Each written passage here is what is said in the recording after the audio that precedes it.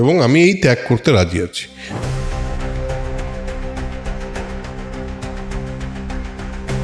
Direct আক্রমণ করলে পরে তো লোকে বুঝে যাবে। আমরা থাকবো জলের তলায়।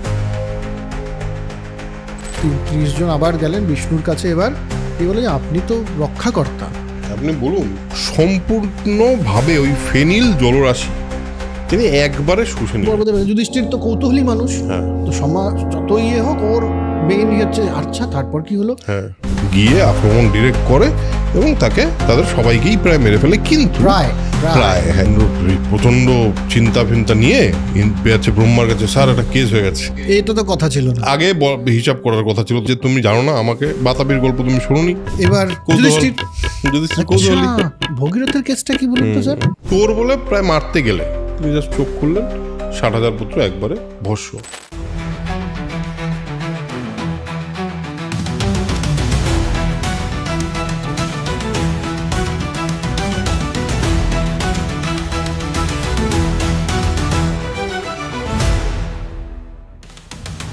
Hello and welcome to soul connection epic. চলে এসেছি আরেকটা এপিসোড নিয়ে, চলে এসেছি মহাভারতের একটা পর্ব নিয়ে। এই পর্ব আমরা বনপর্বে আছি এখন। আপনারা যদি প্রথমবার ক্লিক করে থাকেন তাহলে অবশ্যই আমাদের এই পুরো মহাভারতের সিরিজটা দেখে আসতে পারেন। আমরা এখানে মহাভারতকে ঠিক গল্পের মতো করে অ্যাপ্রোচ করি। কোনো দৈবের সঙ্গে তার কানেকশন করি না, কোনো রকম রিচুয়াল ধর্মের সঙ্গে তার কোনো কানেকশন নেই, কোনো রকম ইতিহাস আমরা পার্টিকুলারলি ইতিহাস হিসাবে ট্রিট করি না, বাট আমরা বরঞ্চ একটা গল্প হিসাবে এটাকে ট্রিট করি। আমাদের দুর্দান্ত লাগে মহাভারতকে গল্প হিসেবে ভাবতে, সাহিত্য হিসেবে গল্প না বেশি সাহিত্য, কারণ অনেক গল্প আছে। মহাকাব্য হিসাবে ভাবতে সত্যি মহাকাব্যই এটা। আমরা সেটাকে যতটা ডিটেইলে সম্ভব ততটা ডিটেইলে আমরা মহাভারতটাকে নিয়ে কথা বলছি। তার সাথে কিছু কিছু গুঁজে দিচ্ছি মাঝে মাঝে যে আমাদের কি মনে হয় আজকের পরিপ্রেক্ষিতে, সেটা যে একেবারে সঠিক ব্যাখ্যান হচ্ছে এরকম কোনো দাবি আমাদের নেই। আমাদের কি মনে হয় সেটা আমরা বলছি। তার সাথে এর মাঝে কেউ ধর্ম খুঁজলে ধর্ম খুঁজবেন, কেউ জ্ঞান খুঁজলে জ্ঞান খুঁজবেন, ইতিহাস খুঁজলে ইতিহাস খুঁজবেন, সেটা সম্পূর্ণ আপনাদের দায়িত্ব। তো আজকে আমরা আছি বনপর্বের তীর্থযাত্রা পর্বাধ্যায়ে। আমরা আছি হলো দধিচির গল্পে। আমরা কি বলছিলাম আগের দিন? অগস্ত্য মুনির আশ্রমে এসে অগস্ত্য মুনির এক গল্প তারা বলেছে, বাতাপির গল্প, ওই ইলবল আর বাতাপির গল্প বলা হয়েছে। তো এইসব বলার পর বলেছে, সব শেষ হওয়ার পরে বলেছে এই হলো অগস্ত্য মুনির জায়গা। তারপরে যুধিষ্ঠির বলেছে, আচ্ছা অগস্ত্য মুনি তো বিরাট লোক মনে হচ্ছে, এই লোকটা তো বিশাল ব্যাপার, এরকম ওনার আরেকটু কোনো গল্প টল্প আছে, আরো কোনো হজম শক্তি ব্যাপারটা ওনার আলাদাই লেভেলের। অন্য কিছু আছে নাকি ওনার, অন্য কোনো গল্প টল্প বা কোনো এরকম কোনো জানতে চাই, আর একটু আখ্যান কোনো এরকম যদি পাই? তো তখন লোমশ বলল যে হ্যাঁ নিশ্চয়ই আছে, এটা খুবই ইম্পর্টেন্ট গল্প আছে, সেটা বলি তোমাকে। সত্যযুগে কালেও নামের একদল, কালেও হলো একটা গ্রুপ, একটা দানবের গ্রুপ, যারা বৃত্তাসুরের সহযোগিতা, বৃত্তাসুর মানে অসুরই হবে, সহযোগিতায় দেবতাদের একেবারে অতিষ্ঠ করে আক্রমণ করে এবং খুবই কন্টিনিউয়াসলি এবং বারবার আক্রমণ করা হতে থাকে।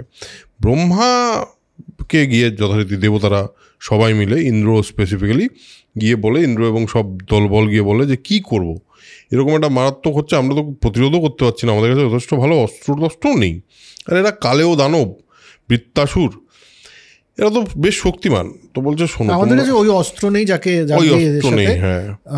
করা যায়। বলছে শোনো, তোমরা একটা কাজ করো, মর্তলোকে এক বিখ্যাত লোক আছে, সে মহা ঋষি দধিচি, তার কাছে যাও, তার কাছে গিয়ে, মহারিষি না, তিনি মুনি। আচ্ছা, মুনি আর ঋষি কিন্তু আলাদা।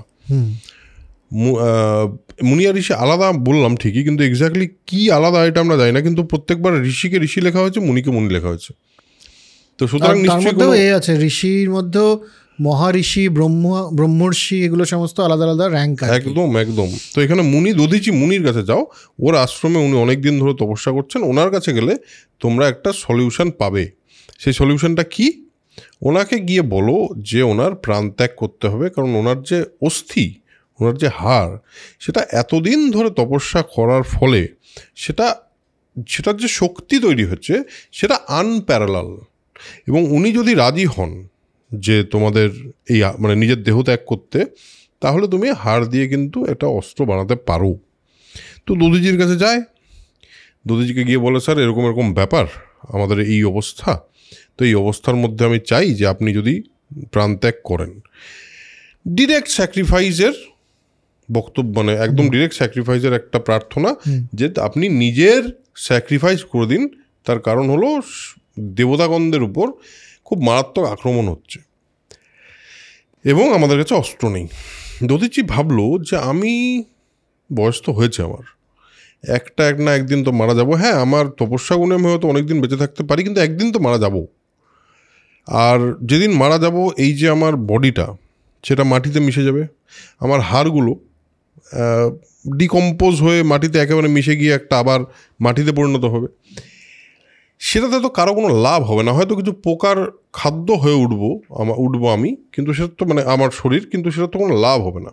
উনি ডিসাইড করেন ঠিক আছে, খুবই প্রীত মনে যে আমি আমার প্রাণ ত্যাগ করতে রাজি আছি। তো উনি প্রাণ ত্যাগ করেন। যে মহৎ কার্য, পৃথিবী বাঁচানো, এরকম একটা কাজের জন্য যদি আমার ছোট জীবন এটা দিয়ে যদি একটা কাজে লাগুক। এবং আমি এই ত্যাগ করতে রাজি আছি। দধিচির আত্মত্যাগ এটা সারা পৃথিবীতে বিরাটভাবে ফেমাস। পৃথিবীতে বললে মানে আমি বলছি যে আমাদের ভারতবর্ষে তো যথেষ্ট ফেমাস। তার একটা এক্সাম্পলও দিচ্ছি। তো এই দধিচির নিজেকে ত্যাগ করলেন এবং ত্যাগ করে তিনি হাড় দিয়ে দিলেন, এবং এই হাড় দিয়ে তৈরি হলো ইন্দ্রের বজ্র। হ্যাঁ, প্রথমে এনারা গেলেন হচ্ছে বিশ্বকর্মার কাছে। এই যে দধিচির হাড়, এটা দিয়ে একটা বজ্র বানিয়ে, বজ্রের যে আবার ডেসক্রিপশনটাও আছে এখানে, যে তার 6 দিক দিয়ে সেটা আক্রমণ করতে পারে এবং সাংঘাতিক আওয়াজ, মিসাইল টাইপের ব্যাপার আর কি পুরো। হ্যাঁ, এখানে একটা জিনিস আছে, সেটা হলো দধিচির ত্যাগ। এই ত্যাগ কি করে ভারতবর্ষে, আমি বললাম ভারতবর্ষে এটাকে অ্যাকসেপ্ট করা হয় কি করে বললাম। ভারতবর্ষের সেনার সবচেয়ে বড় পদক কি?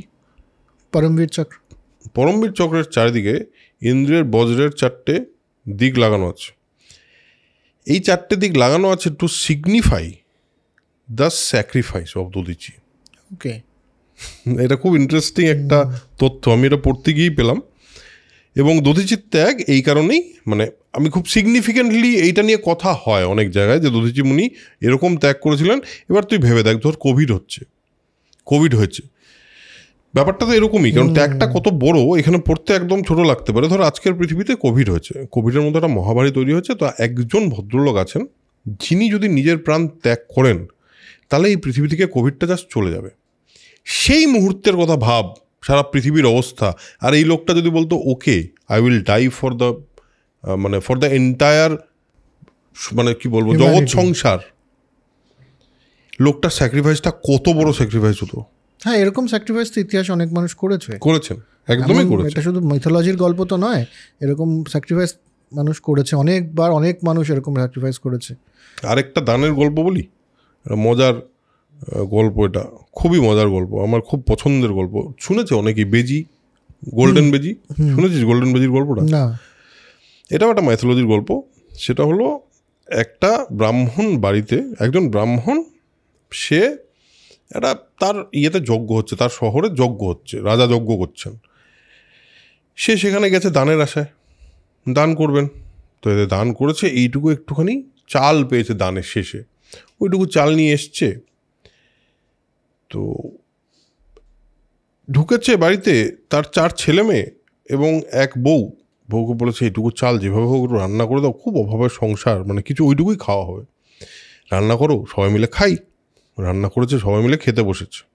ঠিক সেই সময় একটা লোক এসছে ওদের বাড়িতে, এসে বলেছে দেখো আমি খুব অভুক্ত, আমি খুব ক্ষুধার্ত এবং আমি অনেক দিন খাইনি, আমাকে একটু খেতে দিতে পারো? তো এ বলে যে ওরা সবাই যেটা করে, নিজেদের প্রত্যেকটা পোর্শন নিয়ে ওনাকে দিয়ে দেয়।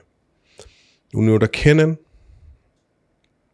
এবং খাওয়ার পর শেষে একটু খুদের টুকরো, যেই খুদটা পেয়েছিল সেই খুদের কিছু গুঁড়ো ছড়ানো ছিল একটা মাটির উঠোনে। একটা বেজি এসে সেটার মধ্যে গড়াগড়ি খায়। আমি জানি না গল্পটা এক্স্যাক্ট সেম বলছি কিনা, বাট মরালটা বোঝা যাবে। গড়াগড়ি খায়, ওই দিকটা ওর যে ওই দিকটা ওটা সোনার হয়ে যায়, ঠিক আছে, এবং সারা বেজিটা সারা পৃথিবী ঘুরে বেড়ায় ওর আরেকটা দিক সোনার করতে হবে বলে। তো একজন একটা বেজিটাকে একদিন মানে যজ্ঞে জিজ্ঞেস করে যে আচ্ছা তোমার এই একদিক গোল্ডেন আর তুমি সারা পৃথিবী ঘুরে বেড়াও যজ্ঞে কেন? বলে কারণ আমি আরেকটা অত বড় দানবীর মানুষকে চাই। তোমরা তো রাজারা অনেক দান করো, কোটি কোটি টাকার দান করো, কিন্তু ওর মতো দান কেউ করছে না, ওই জন্য আমি যেখানেই গড়াগড়ি খাই আমার একদিক আর গোল্ডেন হচ্ছে না। ওকে, সো এটা আমার খুব ইন্টারেস্টিং লেগেছিল। গল্পটা ছোটবেলায় পড়েছিলাম অমর চিত্র কথায়, আমার এখনো এতটা মনে থেকে গেছে বুঝছিস। তারপর আর কোনোদিনও পড়িনি, কিন্তু আমি এত ভালো লেগেছিল গল্পটা যে অ্যাকচুয়ালি একটা লোকের শেষ সম্বলটুকু দান করে দেওয়ার মধ্যে যেটা আছে সেটা তো আর মানে এই মানে এর তো শেষ জীবনের দধিচিত্র শেষটা হলো তার প্রাণ। হ্যাঁ, এর চেয়ে বেশি তো সে কিছু দিতে পারে না, সে দিয়ে দিল। যাই হোক, অনেকটা বললাম দধিচির ত্যাগ নিয়ে। এবার কি হলো? এবার তো বজ্র তৈরি হলো, বজ্র নিয়ে সবাই গেলেন লড়াই করবে কালেওদের সাথে এবং বৃত্তের সাথে। রেড়ে করে তেড়ে এসছে, হ্যাঁ, রেড়ে করে তেড়ে আসাতে মানে দেবতারাও সব ভয় পেয়ে গেছে। মানে বজ্রে ঠিক আছে, ব্রহ্মা বলেছেন বজ্র একটা আছে বটে, কিন্তু তাই বলে ভরসাও হচ্ছে না। এরকম লড়াইতে ইন্দ্রও ভয় পেয়ে গেছে।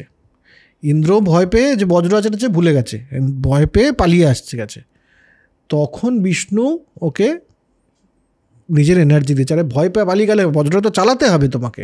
ইন্দ্র তাকে তার শক্তিটা দিয়েছে, বাকি ব্রহ্মর্ষিরাও তাকে শক্তি দিয়েছে ইন্দ্রকে, যে সেই শক্তির নিয়ে এবার ইন্দ্র তো বজ্র চালিয়েছেন, বৃত্ত অবভিয়াসলি মারা গেছেন। কিন্তু বজ্রটা চালিয়ে আবার লুকিয়ে পড়েছে ইন্দ্র, কারণ ওতে যে চালিয়েছে এবং বৃত্ত যে মরে গেছে এই ভরসা ওর হয়নি। তো যাই হোক, পরে সবাই মিলে এসে বলেছে এবার বাকি দেবতারাই এরা এদের নেতা নেই, এবার এদের উপর আক্রমণ করো। তো আক্রমণ করে মোটামুটি বহু কালেওকে মারা টারা হয়েছে, কিন্তু কিছু এরা সমুদ্রের মধ্যে লাফিয়ে নিচে চলে গেছে সমুদ্র গর্ভে, একদম সমুদ্র গর্ভে, যেখানে ধনরত্ন ইত্যাদি রয়েছে আর কি, সে সমস্ত জায়গায় চলে গেছে। এবং তো যাই হোক, আপাতত একটা তো নিশ্চিন্ত হওয়া গেছে যে বৃত্তদের থেকে এরা বেঁচে গেল, কালেওদের থেকে। হ্যাঁ, বৃত্ত এবং কালীদের থেকে দেবতারা বেঁচে গেল, বৃত্তাসুরের বধ হলো।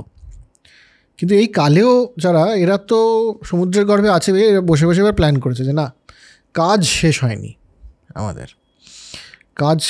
এবার আমরা কাজ করি। যারা শিক্ষিত লোক এবং যারা ত্যাগ করে একে একে তাদেরকে মারতে হবে, তা না হলে পরে পৃথিবীটা আমাদের হবে না। এই গল্পটা অরুণাভ আমার প্রচণ্ড ইন্টারেস্টিং লেগেছে।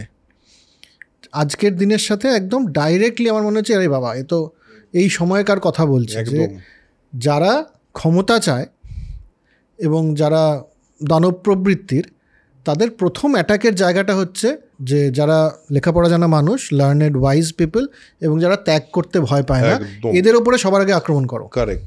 এক্ষেত্রে এদেরকে বলা হচ্ছে, এইখানে বলেছে ব্রাহ্মণ, কিন্তু কথাটা ব্রাহ্মণ নয়, তা মানে ওই লোকজন, এবং তারপর বলেও দিয়েছে, স্পেসিফাইও করে দিয়েছে যাদের ত্যাগ করার ক্ষমতা আছে। হ্যাঁ,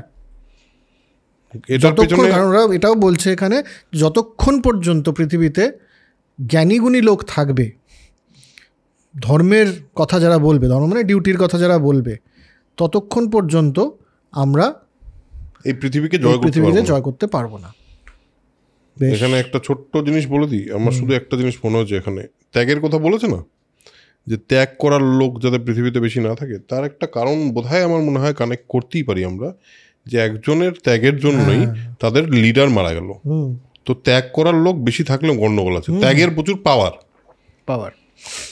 তো এবার কালেওরা বললো যে কিন্তু আমরা সমুদ্রের নিচে লুকিয়ে থাকবো।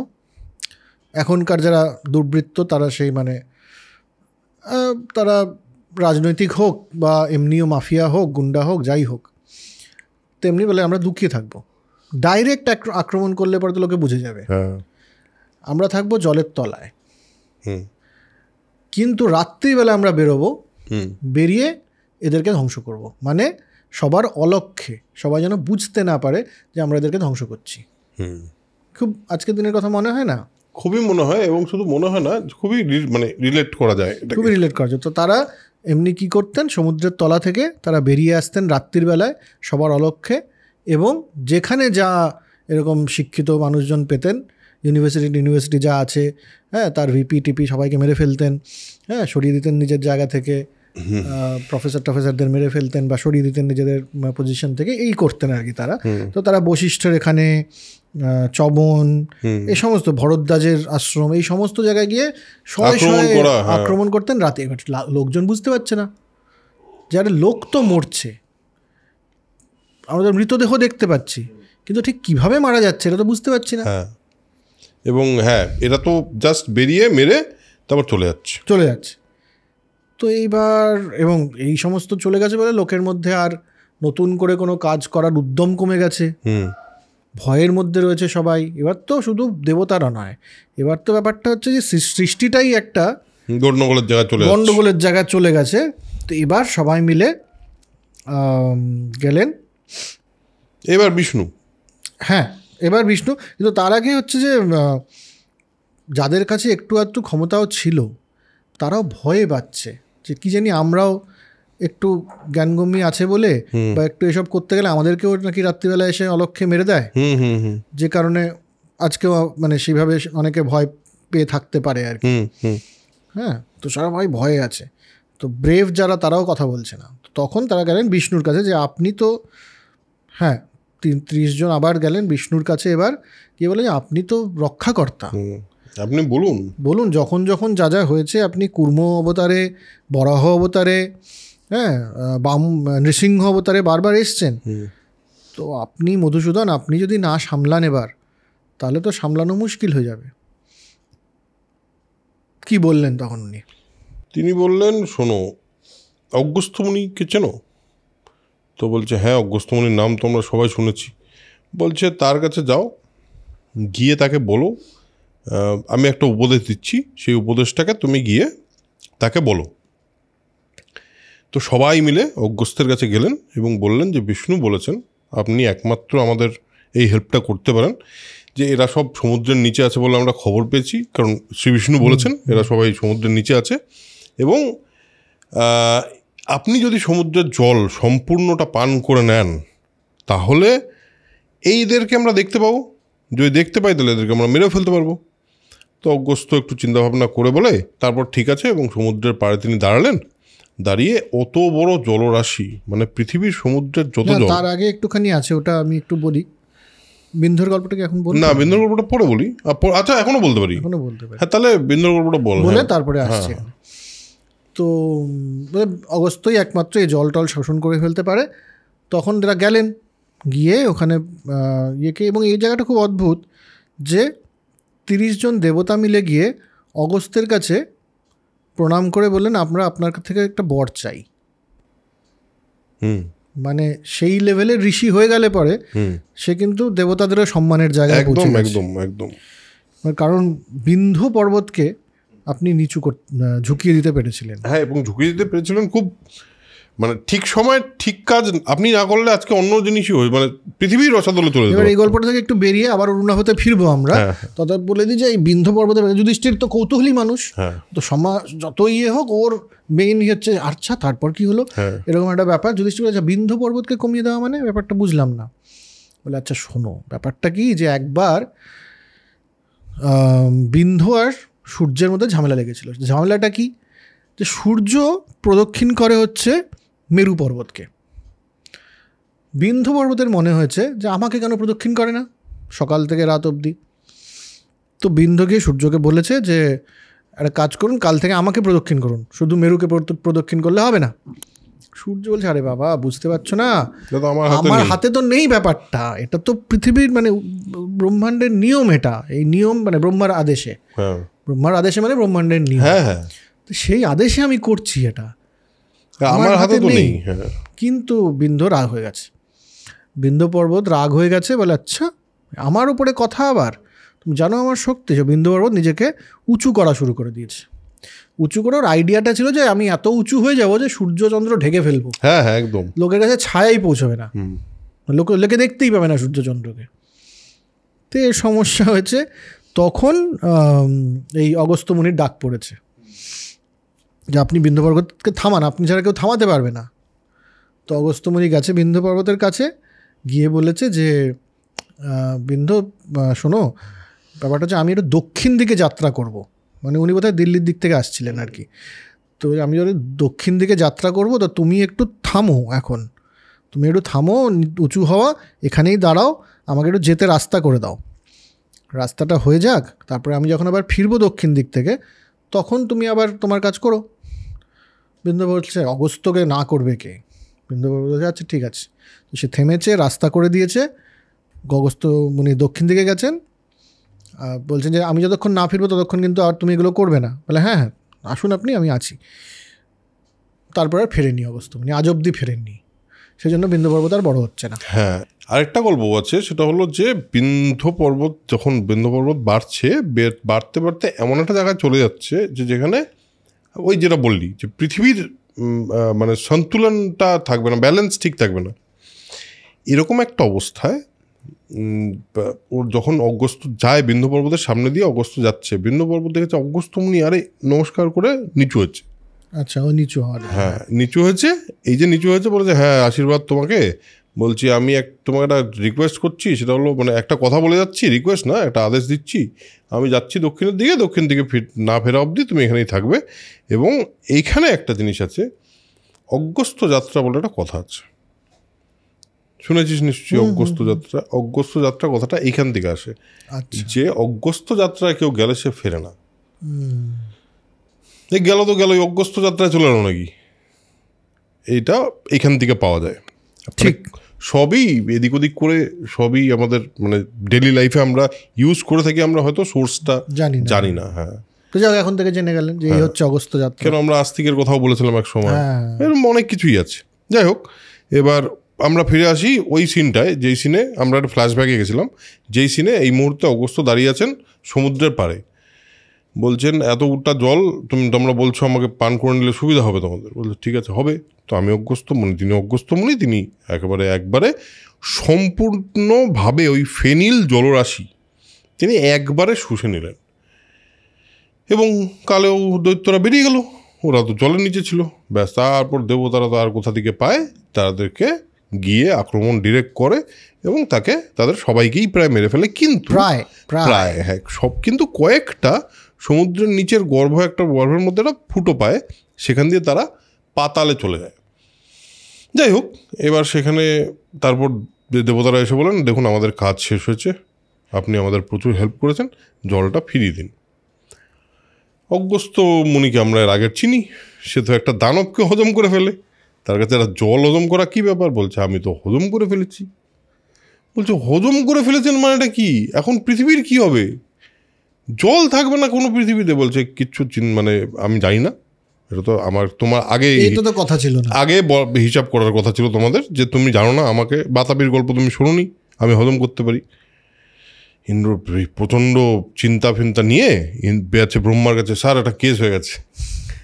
বলছে আমরা তো অগস্ত্যকে বলেছিলাম এই জল শুষে নিতে, আপনি শুষে নিয়েছেন, তারপর তো হজম করে ফেলেছেন। সমুদ্র ড্রাই হয়ে বসে আছে। হ্যাঁ, সমুদ্র ড্রাই হয়ে বসে আছে। বলে আচ্ছা, এটা যখন হয়েই গেছে চিন্তা করো না। ব্রহ্মা কিন্তু কাম লোক, যাই হয়ে যায় বলে চিন্তা করো না। ও কাম লোক, ও তো জানে না, পুরোটা তো ওনারই বানানো না, উনি তো পুরো ব্যাপারটা সম্পর্কে জানেন। ওরকম কিন্তু লোকটা বলছে যে হ্যাঁ, বলছে দেখো চিন্তা করো না, এটা পৃথিবীতে বিভিন্ন সময় এরকম ঘটনা ঘটেছে, মানে সৃষ্টির ইতিহাসে এরকম ঘটনা বারবার পৃথিবী জলশূন্য হয়েছে। ভগীরথ বলে বহুকাল পরে একজন আসবে, তিনি আবার পৃথিবীকে জলপূর্ণ করবেন, তিনি জলদান করবেন। তো এখন সেই নিয়ে চিন্তা করার কিছু নেই। তো দেবতারা রীতিমতো ঠিক জায়গায় চলে গেছে। হ্যাঁ, বলছে যে আচ্ছা এখন হবে না, বলে না এখন হবে না, আপাতত যেমন চলছে চলতে দাও, হবে পরে, আমি কথা দিচ্ছি হবে। তো ভগীরথ আসবে, করবে। এবার ভগীরথের কেসটা কি বলুন তো স্যার? মানে অর্ধেক অর্ধেক গল্প করছেন, পুরোটা তো একবারে বলছেন না। হ্যাঁ তো আচ্ছা, ওটা শুনবে। সাগর বলে এক রাজা ছিলেন। এখানে সগর লেখা আছে, এখানে সাগর লেখা রয়েছে, ইংরেজিতে সাগর করেই লেখা, মানে হ্যাঁ হ্যাঁ হওয়ার কথা। যাই হোক, সাগর সাগর যাই হোক। তো সে রাজা ছিলেন, তিনি ইক্ষ্বাকু বংশেরই মানুষ। তার পুত্র ছিল, 2 রানী ছিল। একজন হচ্ছেন বৈদর্ভী আর একজন হচ্ছে শৈব্যা। একজন বিদর্ভ রাজকন্যা আর একজন শিবির থেকে এসেছেন, বৈদর্ভী এবং শৈব্যা। কিন্তু তাদের কোনো পুত্র সন্তান ছিল না। এই নিয়ে দুজন মানে, এবং সুন্দরী এবং গর্বে মাটিতে পা পড়ে না, প্রচণ্ড গর্ব তাদের রানীদের। তো সাগরের মনে এ নেই, তো সে বলছে যে সন্তান লাভের জন্যে স্ত্রীদের নিয়ে সে কৈলাস পর্বতে গেছে। কৈলাস পর্বতে গিয়ে তো এর চলছে তপস্যা, দীর্ঘ কঠিন তপস্যা চলছে। তেমন সময় দেখা হচ্ছে শিবের সাথে, ত্রক্ষ শিবের সাথে দেখা হচ্ছে। শিব বলছে যে কী চাওটা কি? বলছেন দেখুন আমার তো ছেলে নেই, আমি চাই ছেলে। এই শিবও কিন্তু একটুখানি অদ্ভুত, বলছে ছেলে নেই, আমার একটা ছেলে চাই। বলছে হ্যাঁ ঠিক আছে, তোমার 60,000 ছেলে হবে এক রানী থেকে, আরেকজনের থেকে একজন হবে। কোন ব্যালেন্সটাই বুঝতে পারলাম না আমি। প্রথম কথা হলো পুত্র চাইলো, দুজনকে 2 পুত্র দিয়ে দেওয়া যায়, মানে সেটা দিতেই পারেন তিনি, ওনার হিজ হাইনেস। হ্যাঁ, এবার এখানে তারপর উনি দিয়ে দিলেন 60,000। নিশ্চয়ই কিছু তো ভেবেই দিয়েছেন, কিছু তো ভেবে দিয়েছেন, এটা তো বোঝা যাবে। হ্যাঁ, কিছু তো ভেবেই দিয়েছেন। না, বলছে 60,000 তোমার ছেলে হবে একজনের থেকে, আরেকজনের থেকে একজন হবে। হ্যাঁ, 30,000 হলেই হতো। কিন্তু এটার কারণ আছে, কারণটা বোঝা যাবে। হ্যাঁ, বলছে কিন্তু তোমার এই যে 60,000 ছেলে, এরা একসাথে সবাই মারা যাবে। হ্যাঁ, অন্যজন জীবিত থাকবে, অন্য রানীর থেকে যেটা হয়েছে সেটা জীবিত থাকবে, কিন্তু সেটাই শেষ কথা নয়। তার থেকে এক তোমার পুত্র জন্মাবে, সে হবে আসল বীর। এই হচ্ছে আমার স্কিম। তো কি আর করবে, সাগর ফিরে গেছে। অবশ্য এবার হয়েছে বৈদর্ভী এবং শৈব্যা থেকে এক রানী থেকে হয়েছে, এক রানীর থেকে একটা লাউ বেরিয়েছে। লাউ না কুমড়ো, এখানে গড লেখা রয়েছে, ওখানে কি লেখা? না, এখানে কিছু নেই এরকম,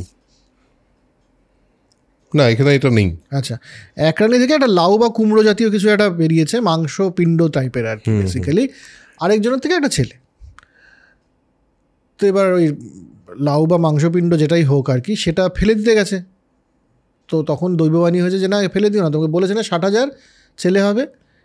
এটার থেকে সমস্ত যে বীজগুলো আছে এগুলো বের করে ওগুলোকে একটা মাটির পাত্রে ঘি দিয়ে রাখো, মানে IVF সেম হলো কৌরবদের মতো না, একদম এক্স্যাক্টলি ইনভিট্রো ফার্টিলাইজেশনের কনসেপ্ট, যে ওখান থেকে তোমার হবে। তো 60,000, তো ওই বীজগুলো নেয়, বীজগুলো থেকে দেয় এবং সেখান থেকে 60,000 পুত্র সন্তান জন্মায়। আর অন্য একটা সেটা হচ্ছে অসমঞ্জস,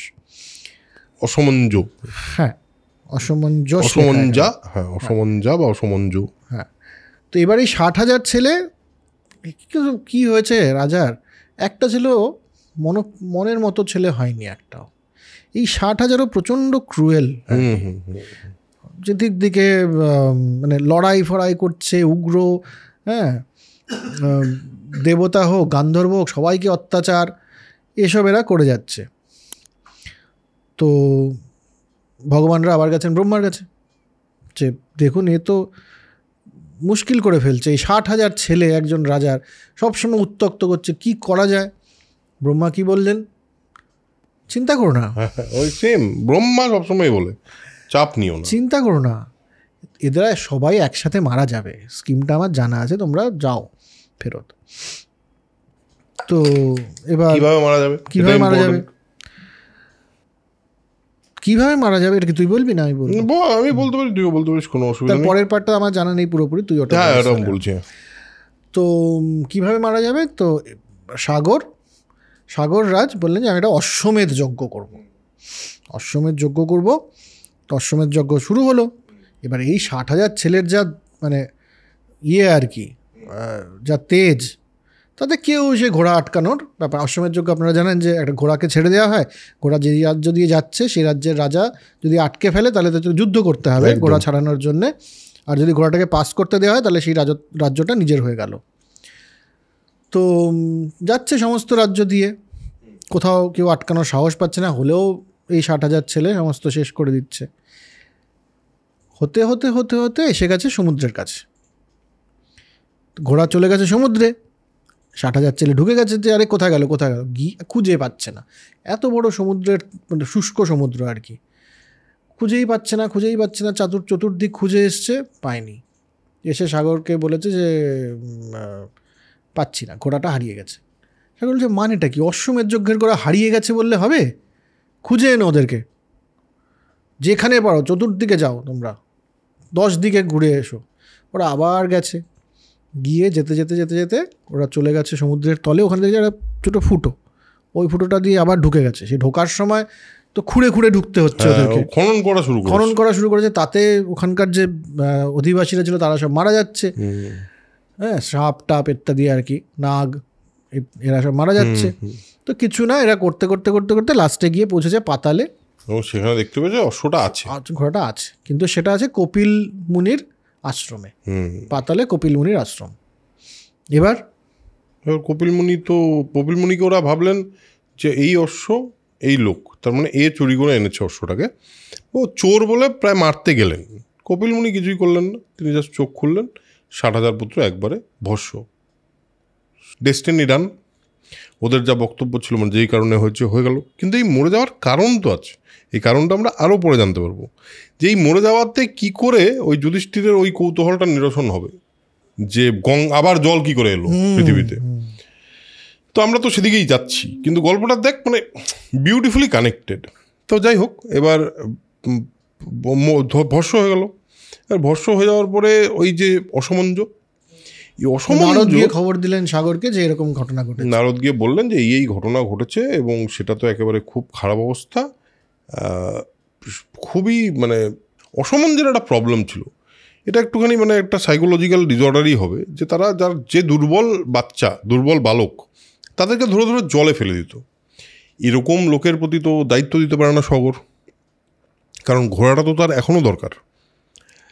তিনি বললেন যে অংশুমান বলে যে আমার পৌত্র আছে, মানে অসমঞ্জকে বের করে দিয়েছে রাজত্ব থেকে, অ্যাকর্ডিং টু দিস। হ্যাঁ, বের করে দিয়েছে। সবাই এসে বলেছে একে নির্বাসিত করে দিয়েছে ওকে, যে আপনার ছেলে দুর্বলদেরকে অত্যাচার করছে, তখন অসমঞ্জকে নির্বাসিত করে দিয়েছিল, অসমঞ্জকে বার করে দিয়েছে, নির্বাসিত করে দিয়েছে। এবার অংশুমানই আছে, অংশুমানকে বললেন সাগর যে এবার একটা কাজ করো তো।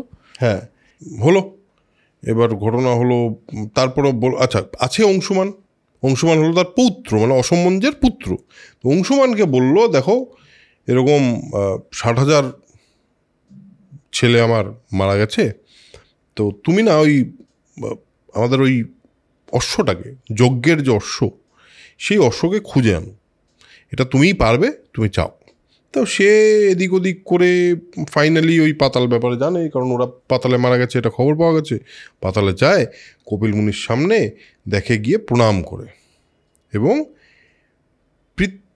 এই অংশুমান কিন্তু যজ্ঞাশ্ব চাইলেন, মানে যজ্ঞের যে অশ্বটা সেটা চাইলেন, তার সঙ্গে পিতৃপুরুষকে তর্পণ করার জন্য জলও চাইলেন। কপিল মুনি কিন্তু এই কথাটাতে প্রসন্ন হলেন, যে এ পিতৃপুরুষকে, মানে এই যারা মারা গেছে তাদের তর্পণের জন্য জল চেয়েছে। বলেছে যে তুমি আগে গিয়ে এই যে জল, তুমি যে তর্পণের জন্য জল বলছো, জল তো ওদের কি করবে, ওদের স্বর্গে পাঠাবে। তুমি আগে আপাতত যজ্ঞাশ্বটা নিয়ে যাও, নিয়ে গিয়ে তুমি তোমার বাবার অশ্বমেধ যজ্ঞটাকে কমপ্লিট করো।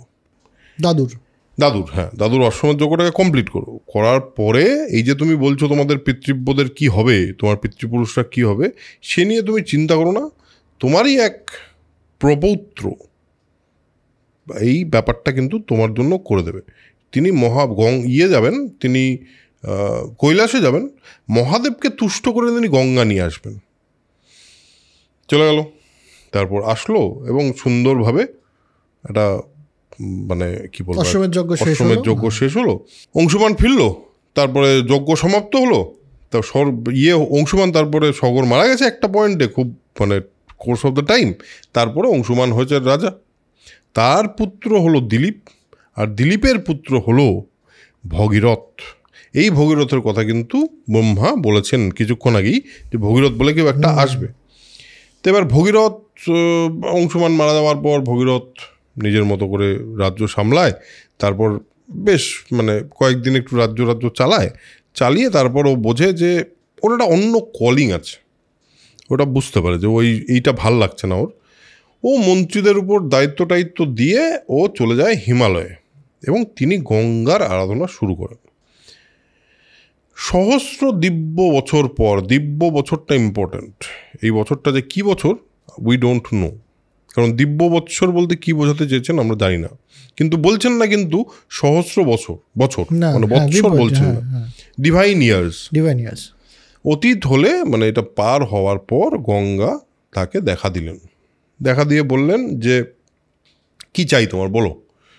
বলছে আমি আসলে আমার যে কলিংয়ের জন্য এখানে এসেছি সেটা হলো আমার যে 60,000 পূর্বপুরুষ মারা গেছিল তারা তো জল পায়নি, তো তারা গঙ্গা জল না পেলে তাদের তো স্বর্গলাভও হচ্ছে না, তারা একটা খুব বাজে অবস্থার মধ্যে আছেন। তা আপনি যেটা করুন, আপনি প্লিজ ওনাদেরকে সিক্ত করুন, ওনারা সিক্ত হলে ওনারা স্বর্গলাভ করবেন।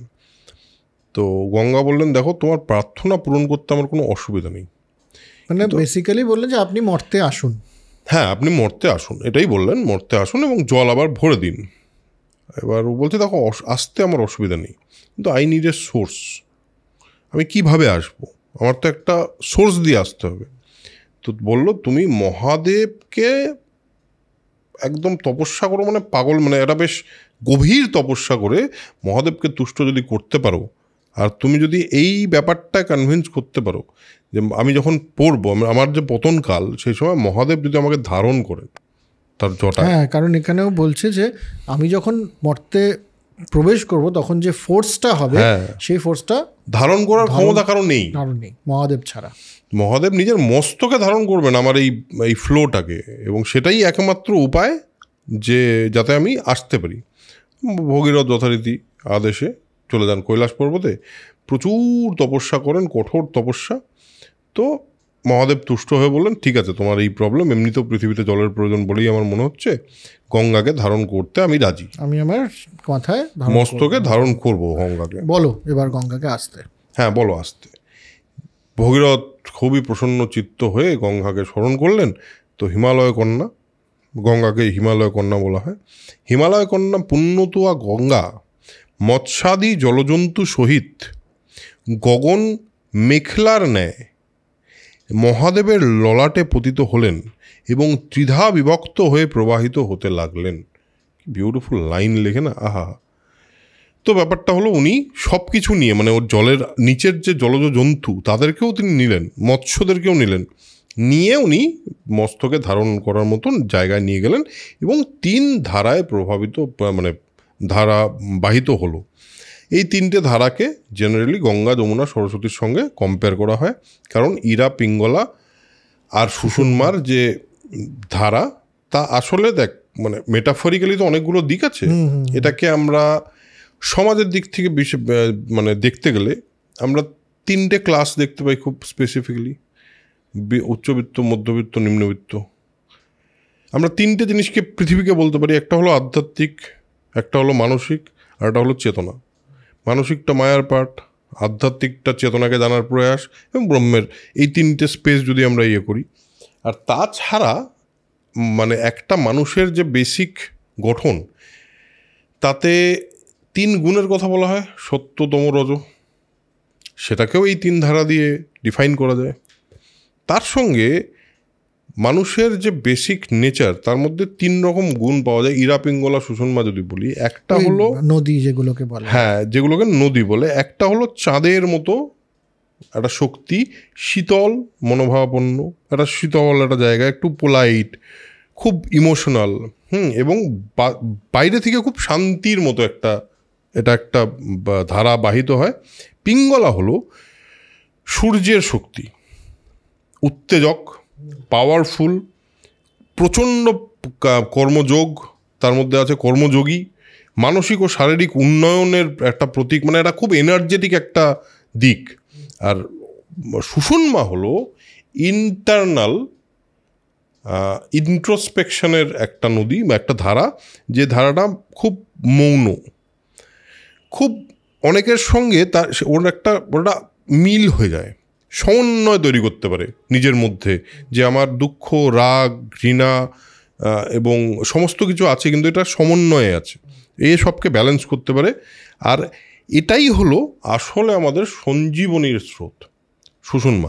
এইটাকে মানে বিভিন্নভাবে, এটা তো বাউল এতেও এই পিঙ্গলা সুষুম্না নদীর কন্ট্রোলের একটা ব্যাপার আছে, অবশ্যই আছে। ত্রিধারাটা বারবার বিভিন্ন কনসেপ্টে এসছে একেবারেই। এবং আমার মনে হয় ত্রিধারাটা এত একটা কি বলবো, এত সুন্দরভাবে এইগুলোকে ব্যাখ্যা করলে, এত সুন্দরভাবে নিজেদেরকে, তুই দেখ নিজের একটা মানুষ হিসেবে আমরা, আমাদের মধ্যে তিনটে দিকই যদি ইরা পিঙ্গলার মানে গঙ্গা, যমুনা, সরস্বতীর যদি তিনটে রূপ ধরি আমরা, তিনটেই কিন্তু গঙ্গা শান্তির প্রতীক,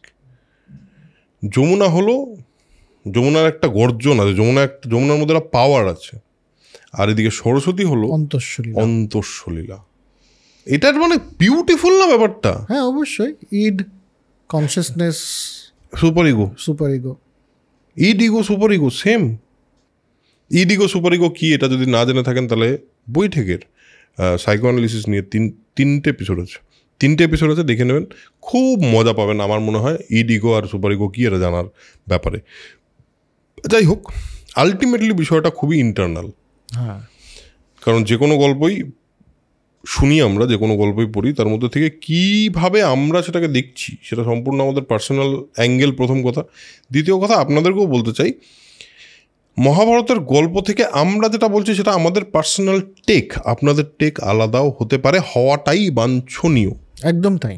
এবং যদি আমাদের মতো হয় that is also okay, but অন্যভাবে ভাবা যায় কিনা এইটা দেখাটা কিন্তু খুব জরুরি যে কারোর জন্য। সো আজকের এপিসোড এখানেই শেষ করি। হ্যাঁ, সে করাই যায়।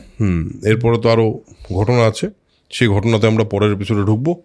তো তার আগে আর কি, আর তো কিছু নেই না আপাতত। ওই ভগীরথকে বলে এবার বলো কোন দিকে আমাকে বাহিত করতে চাও, সে নিয়ে যায় ইয়ের দিকে, সমুদ্রের দিকে, কারণ ওখানেই তো এই ছাইগুলো পড়ে রয়েছে একদম। হ্যাঁ, 60,000 পূর্বপুরুষ, তো ওখানে ভাগীরথী বয়ে যান এবং সমুদ্র আবার মুক্তি পায় এবং সমুদ্র আবার পরিপূর্ণ হয়ে ওঠে। হ্যাঁ, পৃথিবী আবার জলসিক্তা হয়ে ওঠেন।